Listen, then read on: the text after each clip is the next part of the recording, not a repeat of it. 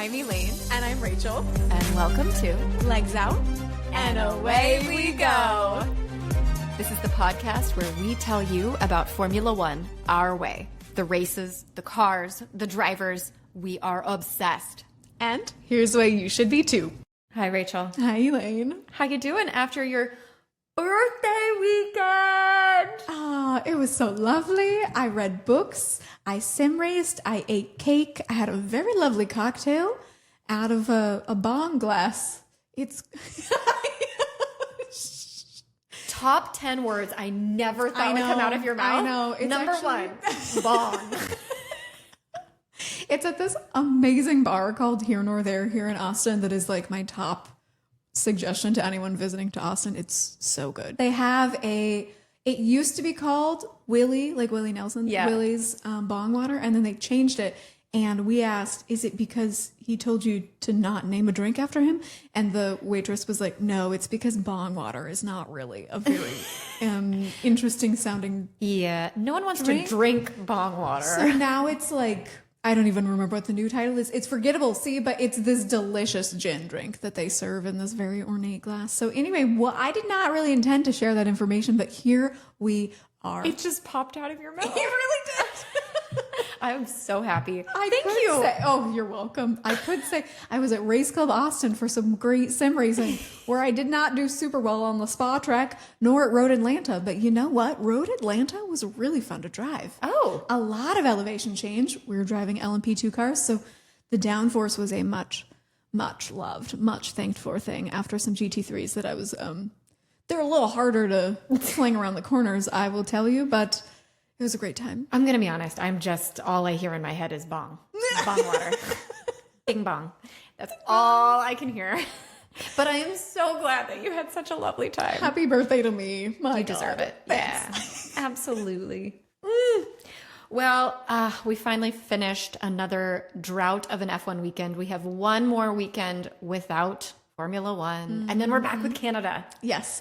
Canada, Montreal always is one of my favorite races, so it's going to be well worth the wait.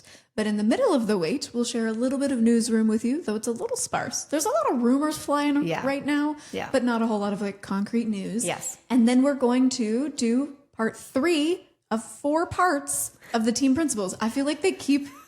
We thought this was going to be 2 parts, I think. Oh my gosh. We were like, we could just split it in half. And now, this is... mega. They keep expounding. I'm like, there's 32 of them now. Well, also there's still just 11, but there's kind of 12. Yeah, and also they're much more interesting than I thought they would be. I will be honest. I'm thankful for that. Yeah. Will you permit me a rant, being that it was just my birthday? Please, before you hit this rant, make sure you hit the subscribe button right at the look at you. Tie-in. Ding, ding, ding. Happy birthday. That's your present. Thank you. Thank you. So I was thinking to myself today, as I was looking at as per usual, I can't start a rant naturally. Keep that in. Since we have this kind of drought of actual news, there's been a lot of discourse following Miami about WAGs. I hate that term, but wives and girlfriends it's a weird of word. Like sporting people, right? Yeah. And there were 2 instances coming out of Miami that kind of have highlighted this discussion again.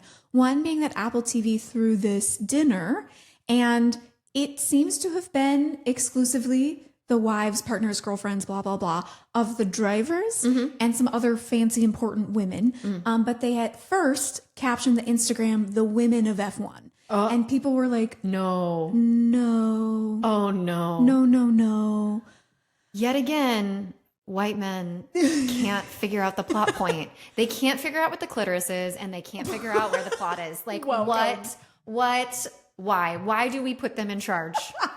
Sorry, this is not my rant. No, I knew that you would have things to say. That's not what I was prepared for, but I knew that you would have things to say.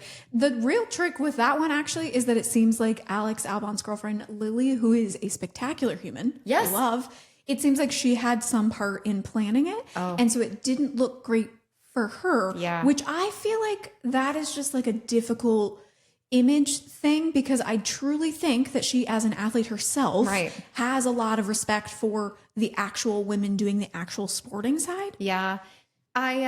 that is regretful because that could also be a million different things. She probably obviously was not thinking of it in that way. Yeah. I will give her that grace. The social media people did their social media thing with Apple TV. It was not necessarily like something that she wrote on her social media. You only have so much control of your public image. Right. But that's one thing. And then the second thing, we usually don't talk about them because we find them to be like interesting humans, but they're more like the color to the giant sport, not a like huge focus for us because we're like, great, tires, racing, driving, go, fast, engines.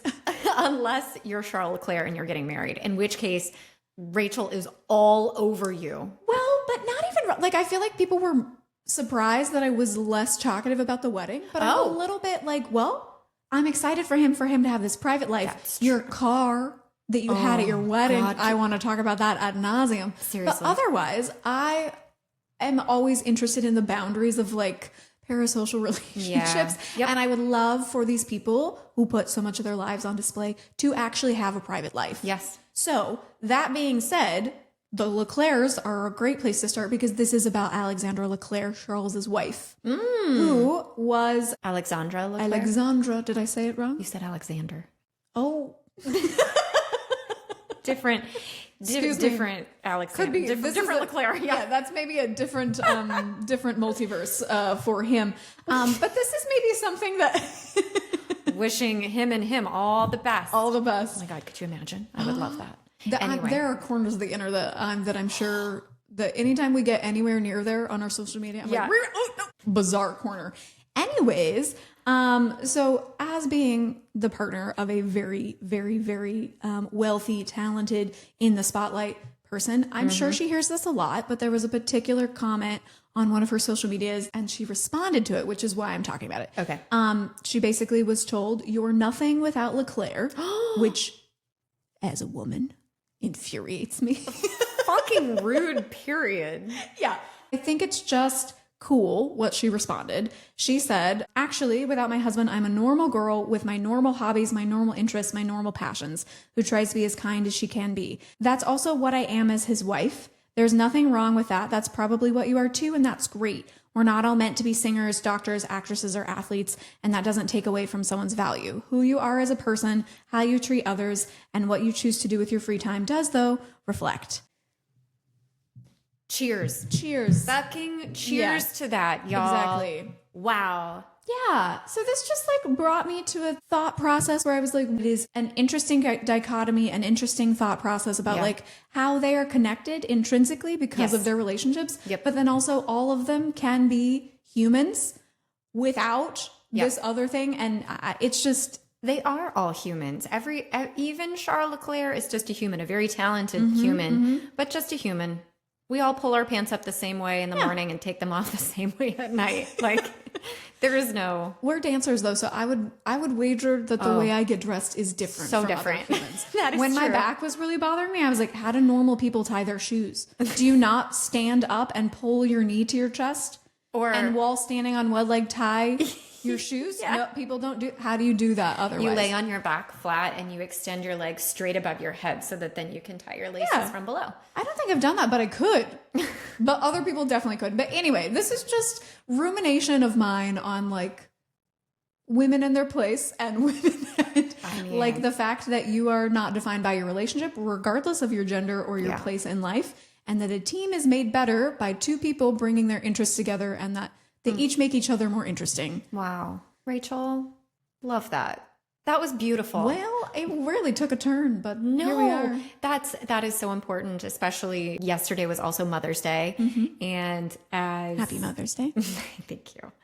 As somebody who has gone through that transition, as we will, you know, you struggle, I think, at every point of your life with your identity, no matter whether you have a child or not, but especially when you have a child, your identity becomes something that is ever changing. And I think you can be whoever you want to be, but above all, I think you should be kind. Exactly. Well said. Yeah. So, damn, moment of silence for Alexandra Leclerc. For her very classy response. And I thought that was a little bit fitting as we were talking about other kind of like, shall we say, maybe side characters to the drivers that are important. Yes. But we don't always talk about them as much. These, of course, the team principals have more of a hand in racing, whereas partners, I'm sure, have a big hand because, I mean, how you support someone who has a high pressure career is important. And you are providing a really important thing to that athlete, I'm sure. Yeah.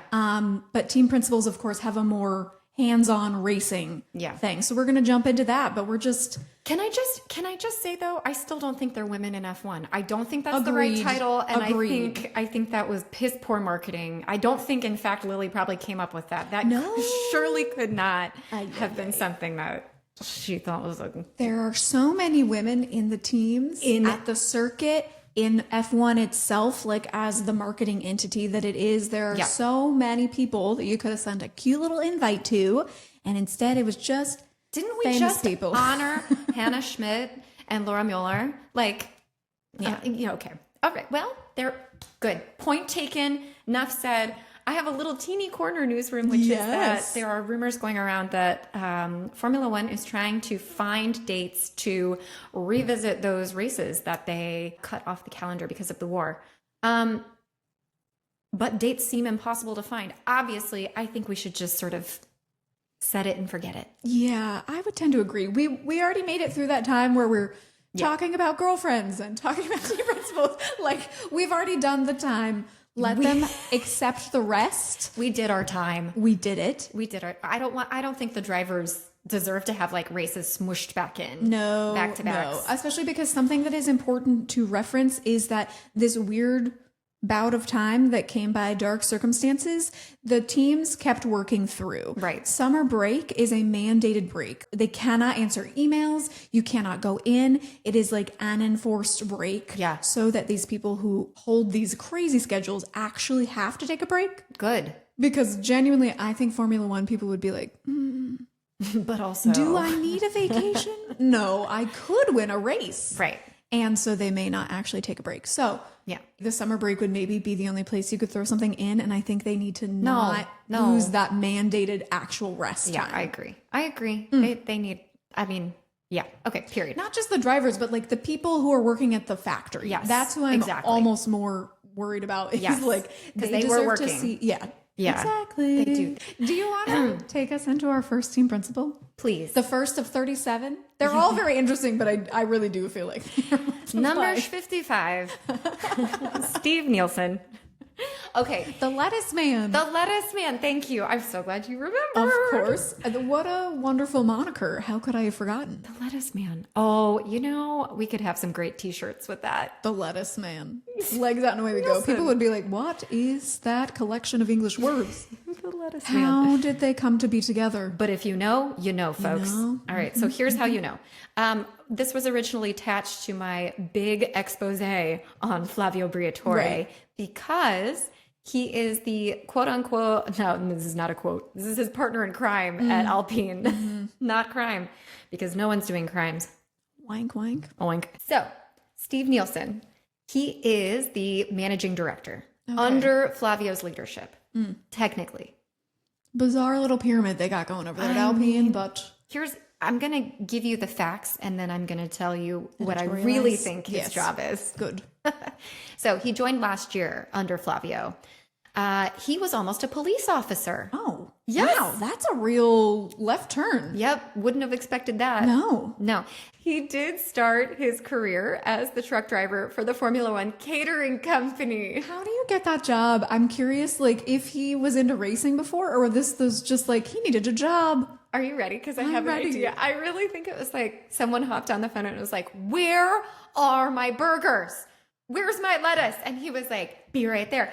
And he sped so fast with the catering truck that they were like, ooh. You should be a part of this team. That guy knows some things about cars. Look at the way he maneuvers that catering truck. I hope that he had his own theme song in said produce truck. It was like, lettuce man. Incredible. I hope he still sings it to himself every day after he closes the door on every day. I'm so thankful for how far I've come. Lord mercy. Okay, well, now that you know that about him, in 1986, he joined what was at that point Lotus. He joined their test team. No, their spare parts department. Oh, okay. Wow. Then he did a lateral move over to Tyrrell Racing. Tyrrell. Excuse me. Tyrrell Racing. There you go. Piper Posey or whatever her name is here. Piper Posey is always here. Piper, whatever her name is. The Southern lady. Yeah. By the end, if you're curious about them, their last entry was in 98. How's it go? Tyrrell. Oh, great. So then he was promoted to assistant team manager. Wow. That's a big leap. Yeah, I have to imagine there were some things in between there that were not reported. Surely. But or he just really was quick with the lettuce. I don't know. From the spare parts to the assistant team manager, I am going to acknowledge that I'm probably missing something there. But I will say he's a little bit, he likes to move around. Oh, okay. Between teams? In the next 5 years, he moved to, are you ready? Benetton, Honda, Arrows, back to Benetton to be their sporting director. Oh. And this is where he has connections with Flavio. Yes. Crashgate. Yes. Was he around during that time? Yes, he was. Okay, it all connects. Which will connect with my next team principal as well. Ironically. Interesting. Yes. It has colored absolutely everything. Okay. Yep. Get ready because that one's cool too. Okay. Anyway, so it's just 4. So he eased the transition for Benetton to Renault, and then Lotus, and then Renault. Okay. So he's sort of like, he's just the fluffer. He's the through line guy. Yeah. He helps smooth it all out. He'll take the mayo from one side of the bread to the other. He won't miss the corners. Good. Yeah. Yeah. It's a complete sandwich. For sure. Okay. So 2013, sporting director for Toro Rosso. Oh, good. 2014, sporting manager for Williams. Once again, these terminologies, but okay. Who knows? Director, manager, dick holder, whatever. It's there. We're all doing great. 2017, sporting director again. This time for Formula One. Oh, interesting. That has been one of my favorite discoveries is like who has hopped over from team versus like it's the fence. Yeah. Who hopped the fence? Who hopped the fence? And I did not think that he was one of them. Okay. Well, this guy is like, what you got over there? Is that grass greener? I'm just going to boop, boop, see you later. He's in everyone's grass. Oh. Tagline. There it is. There's the episode. Okay. So, but then he's in Formula One and he's like, you know what? I'm unsatisfied. Yeah, grass is better over there. Take me all the way to the top. Sporting director for FIA 2023. Oh. This one only lasted 11 months. And then he went back to F1 as their chief motorsports, operation officer. Okay. Do we have any idea if he left the FIA because they were unsatisfied with him or whether he was unsatisfied with them? Unverified. Unclear. Unverified. All right. FAA, write us. We'd love you to oh my answer gosh, a lot of questions. Dear FIA, I know we've talked a lot of shit about you, but if you could let us know what really happened with Steve Nielsen and all of the other guys, that would be great. Also, it turns out they have these very cute little patches. The FIA has a cute patch that they're giving out at each Grand Prix. And I was like, wait a second. I would actually love that patch. And irritatingly, I would love to see the behind the scenes and keep everyone accountable. So if you need a like 5'3" dancer lady to keep you accountable, I'm your girl. I have a 5 foot. What are you? 5'7"? 5'5". Oh, thank you. 5'5". Okay. But I'll take it. Who is ready to yell at you? That's exactly right. Yeah. I'm going to, what I'm going to do with that patch? I'm going to add a little FU at the top. Or I can go just right before the first F. Yeah. FUFIA. What's the little carrot? Just slice that in. The little like grammatical carrot. Oh, You know? The apostrophe? No.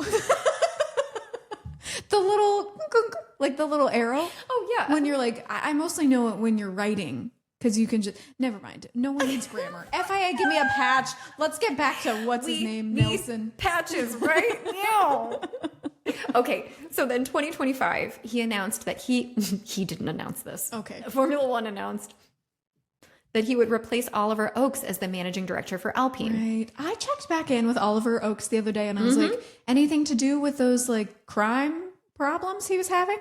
No, those seem to have just quietly. And I think he's back in Formula 2, actually. Okay. Which is where he was move back up to Formula 1. Interesting. And then the crimes. So, anyways. Not involving Flavio this time. No, not maybe. Maybe. Who knows? It's all connected. This is true. Okay, so he runs the day-to-day operations and he reports to the executive advisor, Flavio. What is he? He's a glorified fluffer. Okay. That's Thank you what for I have making to- that clear for us. Also, if you want to know who the CEO is, since no one can have the same job here, Right. The CEO of Alpine is Philip Krief, who was the head of R&D at Ferrari. Oh. I was like, should I know this fact? I don't know this fact. And then I was like, oh, if she's looking at me with significance over a fact obscure enough that I don't know, it's going to be Ferrari, isn't it? Ferrari, in fact.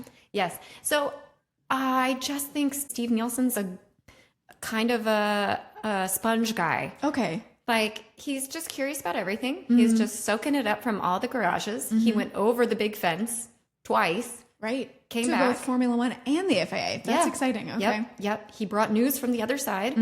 Don't know if it did much, but now he gets to just sort of like play in the Alpine playground under Flavio, There you go. his big scary daddy. That seems like a stressful place to be. Yeah. I'm going to be honest. So you probably do need all of that expertise from how many years you've been in Formula 1 racing and otherwise to cope. Yes. Agreed.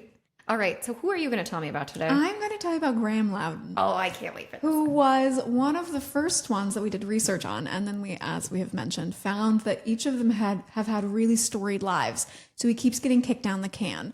Getting kicked. Never mind. Can keeps getting kicked further down There the lane. we go. Yes, perhaps. But he was one of the first team principals that I was like, I actually care about you and your team more because of your story. So, Graeme Lowdon, he is the team principal at Cadillac. You may not know who he is, but you do know his influence. Number one, Zhou Guanyu's manager. Oh, Yes. Okay. And you might be like, oh, yeah, so I see now why Zhou is Cadillac's reserve driver. yes. The little knittings have actually worked together for good career moves in this aspect and maybe not for crime. For the other string connections that we've mentioned in this episode. Secondly, this is a somber one.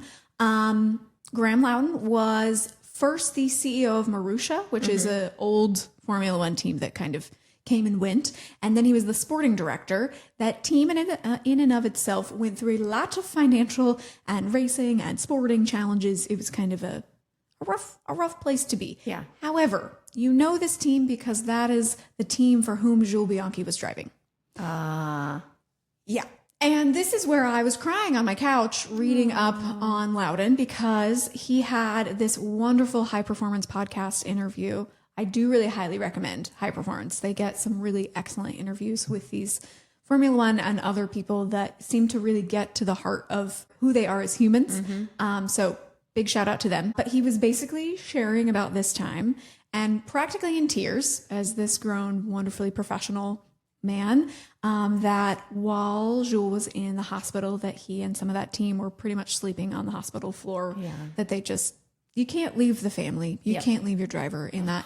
And I say you can't because I think is a good human, but it is a cutthroat world. And so I think there are some instances in which that may not have been the case, but the emotional toll that this had on him and everyone in the team was so very clear in his sharing of this story.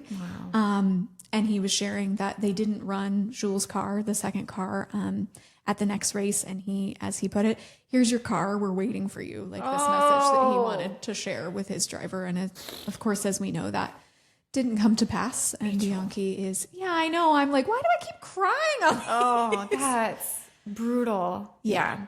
So a very emotional and difficult series of time for him in Formula One. But it very much shaped how he came to be part of this Cadillac bid. And that he was talking about that level of care being what the sport is built on. Yeah. That this is like people who care so much about the sport that they're giving lives and they're caring for one another to this level. And he was a little bit scolding in sharing that, because he was sharing that many of the other teams were a little bit not open to Cadillac coming in because that was going to disrupt like the wealth that they'd built. And so he was like, no, that's not what this sport is about. Like, there is so much more humanity to this. And I'm a little bit editorializing for him because he's not, waxing poetic about humanity. But he was like, hey, you guys are worried about your pocketbooks. And instead, let's think about these drivers and these people whose stories are interconnected with the sport. So I was immediately won over to Graeme's side with that wonderful interview. Was he involved with the halo invention? That's a great question. I had not seen any direct connection with him to that, but I would hope that he put some positive support behind that testing for that, because man, oh man, did that. I bet.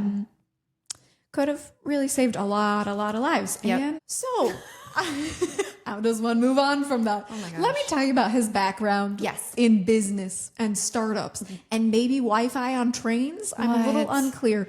I don't really... There was a lot talked about Wi-Fi on trains. Yeah. But he has degrees in engineering, but not the motorsports or aerospace engineering that a lot of the team principals favor. His was in like the power and technology industry. Okay. A lot of tech startups in his background seem to be a pretty good like businessman. Yeah. Businessman. And then he and his wife actually started a Formula Renault team. So that's kind of where the racing tie-ins start to happen. That's so random. Right? Exactly. It seems like some of these people kind of just stumbled their way in because of business ties. Yep. And he seems to be one of those. That Formula Renault team is, at least to my knowledge, not in their possession anymore. Right. Like I said, Wi-Fi on trains, that's there. But then Manor Motorsport, he joins them in 2000 because of one of his startups' ties. Yes. Stumble has jumped into racing. Here we are.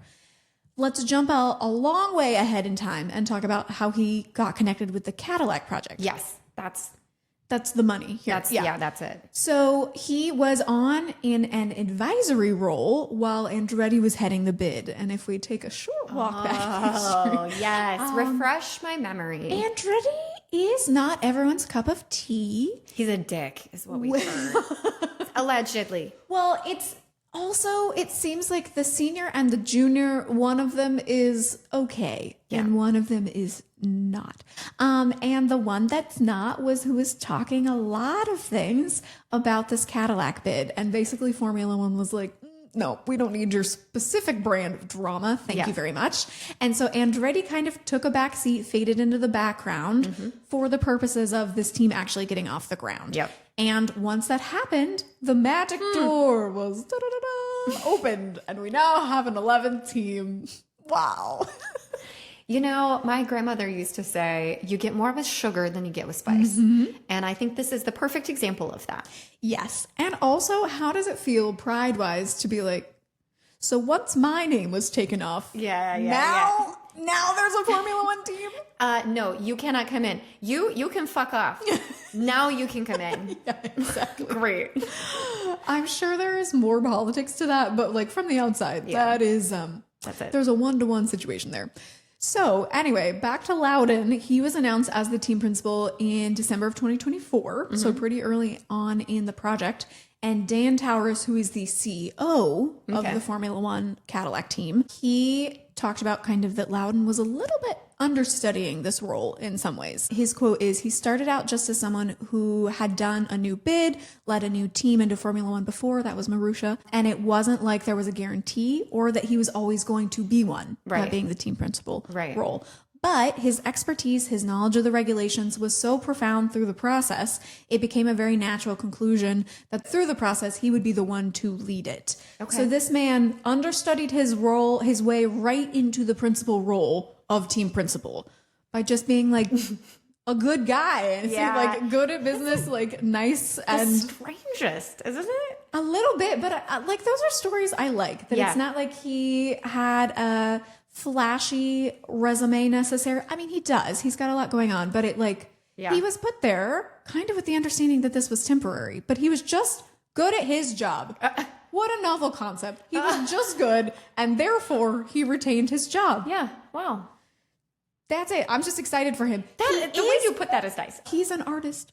What? He's an artist. What kind of artist? This sweet little man sketches and draws. He has this really sweet, completely inactive Twitter. But if you look back at the Twittered page that still exists, he's got this lovely sketch of Bianchi. Like, this seems to really be something that has stayed on his heart. It's not just like, oh, that was a difficult time in my life and I'm now moving on to better and greater things. Like, this impacted him as a human. So there's a lovely sketch of Bianchi, but then he also does typewriter art, which I didn't really know was a thing, but he types out pictures. Yep. And some of those that he has posted include Ayrton Senna and also Lewis Hamilton. So he clearly is like a racing fan himself, you know?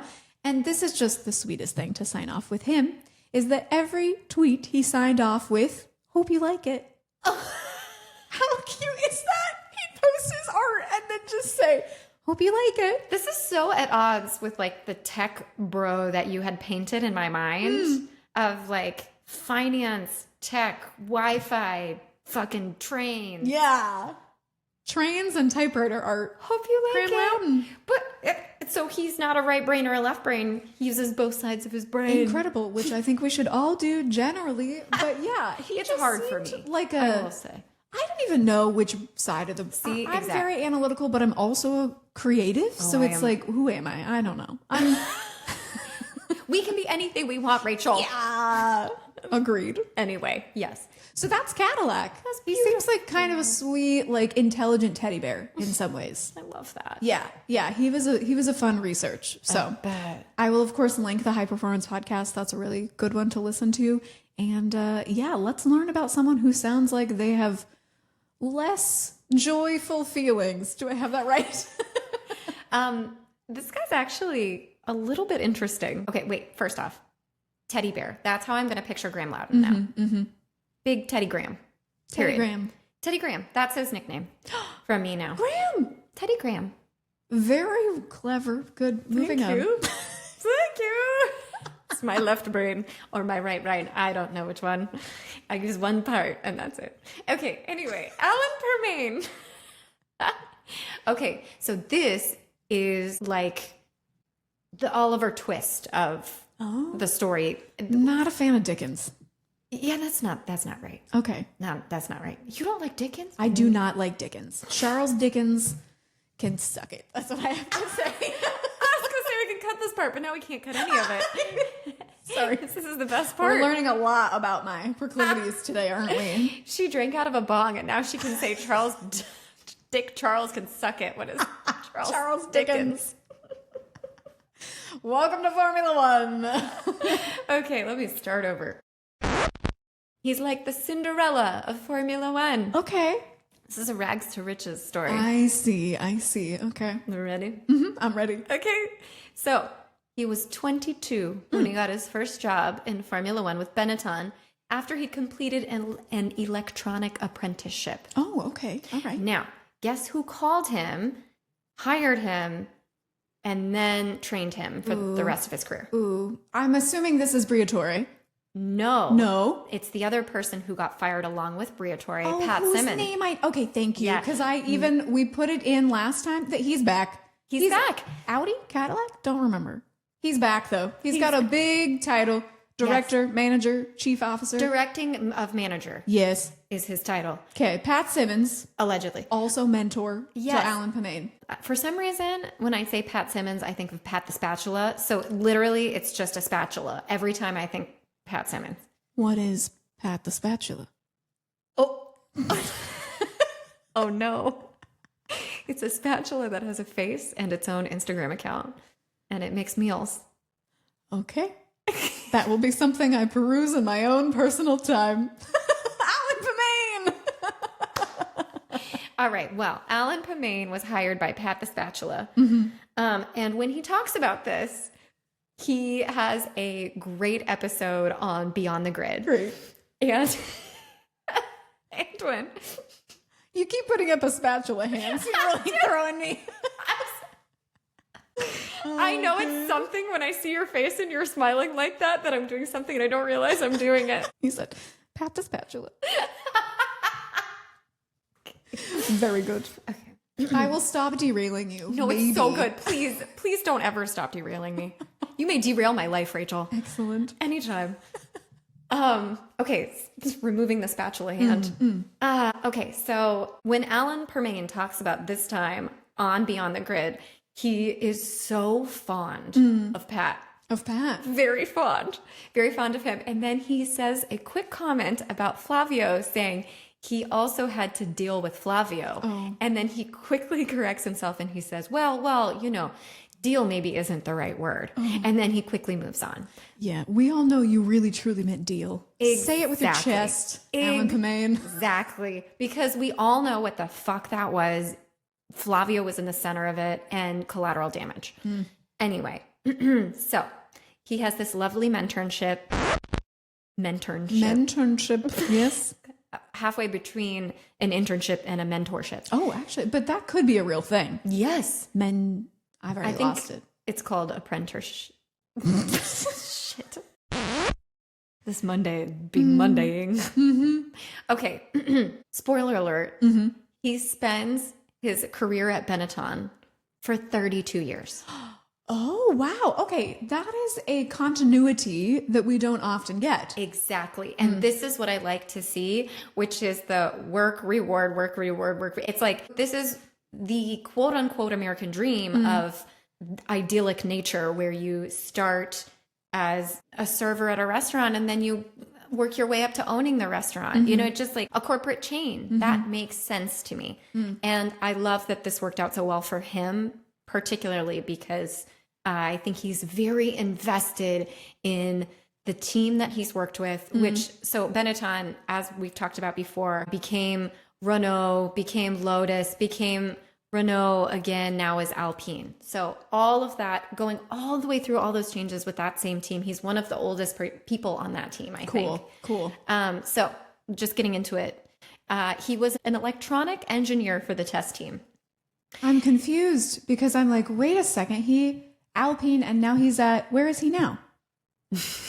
He's not at Alpine. You spoiled my through line. No. Well, I was here. I was like, isn't he? No, I won't spoil it because you can tell me where. Okay. Okay. Yeah, so I'm asking your you, life once again. Here I go. I'm asking you to follow me. No, this is actually me just realizing I never actually announced his title. That's okay. We're keeping it as Let's fun keep it reveal. Mysterious mystery. Okay. So here we go. Electronic engineer for the test team at Benetton. What he lovingly recalls this is Sparky. This is the role called a Sparky. Cute. Okay. He would just like run around working on, he says, bits and bobs for the team, whatever they need. And he was just so excited to be there. Cool. That's where he wanted to be. So then he got hired full time for joining the team on their races. His first race was in Phoenix, Arizona. They used to have a street track. Sure did. In Phoenix, Arizona, which they only raced for about 2 years, I believe. I don't know, but it was a very short amount of time, as was many other American attempts. Yes. So sad. And the next attempt, I believe, was Indianapolis. Okay. And then, okay. So, but going on from there. In 1995, Alpine, Benetton, Renault won. Operating as. That team he was with, I'm just going to call them Alpine and you guys will all know what I mean. Even though that's not correct. Alpine, the 1995, they won the driver and team championship. Wow, yes, good. Schumacher. Then great in those colors, I maintain. We've already talked about this. Excellent. Absolutely. You are not wrong. He's then promoted to a junior assistant race engineer in 1996, which then the next year later, of course, he bumps up to a full race engineer, and he was a race engineer for 6 years. Good for him. He loved this role. Like this is where he really felt like it was his bread and butter, dealing with the driver. And in the interview, they ask him, do you think that this is a role, now that there are so many people involved with the sports, there's so much data, do you think your role is becoming obsolete? Oh. He said, absolutely not. Correct. We need race engineers now more than ever. Yes. Yeah. That was so loud. Snaps for Alan Permane. Yes. You're correct. Absolutely right. So he's a full race engineer to Jean Alesi. So as you can already see, he's having all of these successes with this team. He's a competitive person. He likes to win. He's actually Nelson Piquet Jr.'s race engineer during this time. Good overlap. Yes. So we have a lot of overlap here. He's not Alonso's race engineer, but he was with the team for Alonso's win in 2006 for the championship. What a time. I mean, I know, Rachel, would you like to be a fly then? I sure would. I bet you really would. like to go back to 2005, 2006. What a time to have been a Formula One fan with my particular driver affiliation. That's right. I'm still not over Miami. It's fine. Keep moving on. Okay. Moment of silence for your Miami. Okay. Now, in 2013, at the Indian Grand Prix, he famously told Kimi Räikkönen to get out of the fucking way for Romain Grosjean, who had more pace. And he since regrets that, by the way. Yes, but this is one of his like famous radios that people still talk about. Anyway, so in 2016, he's promoted to the sporting director. Now, you might be wondering, why would you not stay at Benetton, now Alpine? Well, there's no upward mobility at that team, I would say. Well, you would be correct. And if those of you who are listening are fans of Drive to Survive, you might remember a very lovable, colorful little panda bear character, Otmar. Oh, different. I was thinking Renault leadership. He had a great relationship with Cyril, but Otmar, when Otmar got fired mid-season in July of 2023, they fired Alan Permane as well. Oh, shoot. Yep. Okay. Well, to be fair, Otmar just kept saying 5-year plan, 5-year plan, 5-year plan. Exactly. So at some point you have to initiate said 5-year plan. Said 5-year plan. Okay. Yeah. And because he cares so much about winning, he was very clear in this interview I listened to. This was before he was fired. Okay. And he's like, I can't say that I will be at Alpine for the rest of my career because I just want a good car and I want a team that's dedicated to winning. Yeah. So little shade there. Anyway, so he was fired ahead of the summer break. What do you do? You've worked there 34 years. In 2024, Racing Bulls, V Carbonara is attempting to revamp and re-up their image. Yeah. No longer just the sister. Exactly. Their own threat. What do? They hire Alan Permane as the racing director. Midway through 2025, guess who gets bumped from Racing Bulls all the way up to Red Bull? Laurent Mekies. Leaves a big wide gap. Who are you going to take? Alan Permane. Your inside man. Your inside man. Yeah. Who has been in this industry in the thick of it, in championship, driver winning championship, cars, knows all the ins and outs of every single aspect of this team. It seems like he's touched. All the way from Sparky. All the way from a Sparky to race, talking with the drivers, to in the car, out the car, side of the car, on the track. The only thing he hasn't done has been over the fence. So this is good. I'm happy for him. This is his first inaugural full-length season. Knock on wood. Hopefully nothing happens to him. Yeah. Season as team principal for Racing Bulls. There's your reveal. Boom. Ding, ding, ding. I could not be happier for this man. He's just this cute, stuttering, like English man who has lived such an interesting life with one team, which, as we know now, is so rare. Very, very. I feel like I can point to Toto Wolff, and I'm sure there are other people whose names are not as in lights who have done the same thing. Christian Horner. True. Yeah. Christian Horner. Oh, yeah, definitely. But we should not invoke that name. Dear God. Get it out.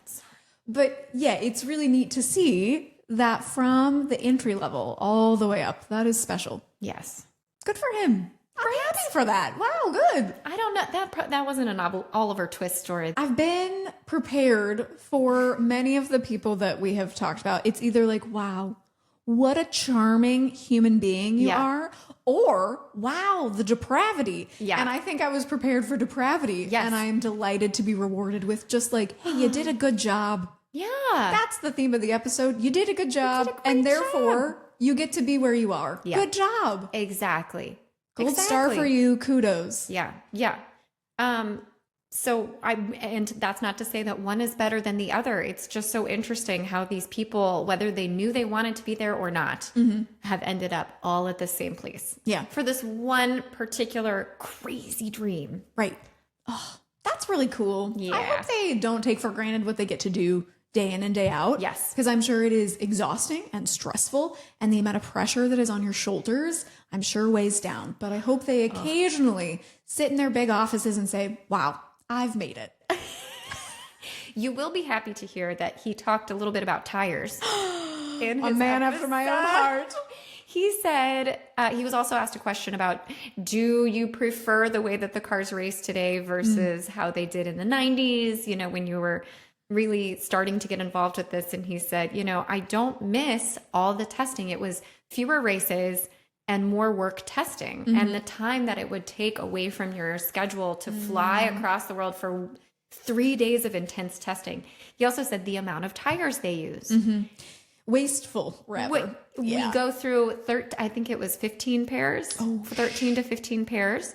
Back then, it was hundreds. Hundreds for testing sessions. Yes. So it's much easier. He's like, I would never want to go back. I don't even think it's feasible to go back. We're moving forward in the sport. That's a nice eye towards, of course, anytime you look back, it's easy to romanticize. It's easy to nostalgize. Yes. That's not a word, but there are reasons that things move forward. Yes. So let's hold the things that were spectacular about that era with loving hands, and then also be like, so it wasn't all perfect. Right. Right. Let's see what we keep or discard from this current time. Exactly. Oh my God. There was huge news. There was huge news. How have we not talked about that? The FIA was basically like, so yeah, we do in fact have it wrong, and we will be shifting the engines in 2020. Oh my God. I took this so for granted. In 2027, they are aiming to be 60-40, 60 internal combustion engine power, 40% electric battery power. As opposed to these regulations were 50-50. Yes. Yeah. And so, of course, battery has existed before. Right. And will continue to exist because you can't just scrap this entire engine regulation, basically. Yes. But they have made what I think is kind of a shocking move. Yes. That they admitted that this is not working. You know, I bet if you put their hand to the flame, they wouldn't say we were wrong. They would say, there's nothing wrong. This is simply, what did he say? This isn't catastrophic. The patient isn't dying. Yeah. He simply needs a Band-Aid. We're going to give them a Band-Aid and maybe change their medication. Yeah. I'm curious what the inner workings were there, because I feel like they had to have known that this big of a move was needed. But they also have been talking up the product for the last 6 months, 8 months. And it's like, well, how do we learn from this?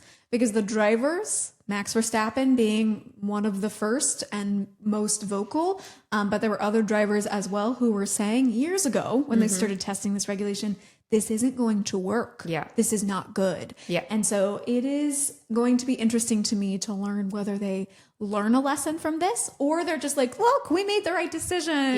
Yeah. Do you want a V8? Great. Let's forget about our past trespasses. I cannot believe I forgot about That's this. huge. Yes.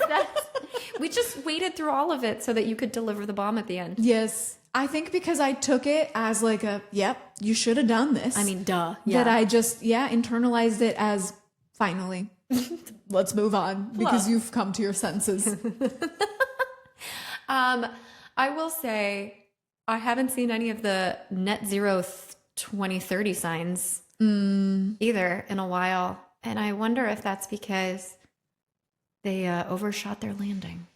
Yeah, that is one that I very much hope that they actually hold to, because while we want better engines, better racing, we do care about the earth. Yes. So let's make the right changes without sacrificing the sport in and of itself. Because if you have some of the brightest minds to this earth, use them for that. Yeah.